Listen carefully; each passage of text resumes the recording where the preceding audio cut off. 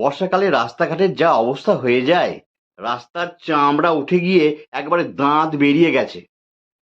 কোনো কোনো রাস্তায় এমন অবস্থা, এত জল যে কোনটা রাস্তা আর কোনটা খাল আপনি ধরতে পারবেন না। চোখের সামনে একটা বাইক খালে ঢুকে গেল। একটা ভদ্রলোককে বললাম, কি অবস্থা বলুন তো রাস্তায়। উনি বললেন, হবে না, ভোটের আগে হাতে পায়ে ধরে ভোট নিয়েছে, এখন তো আমাদের হাত পা ভাঙবে। আমি বললাম, তাই বলে এই অবস্থা? আরে ওনারাও তো এই রাস্তা দিয়ে যান নাকি?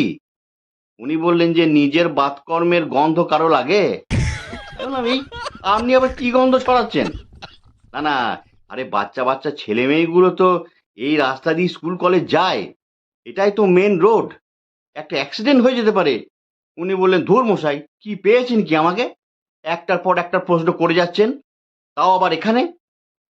বললাম, ও চলুন চলুন, একটু চায়ের দোকানে গিয়ে বসা যাক। উনি বললেন, চলুন।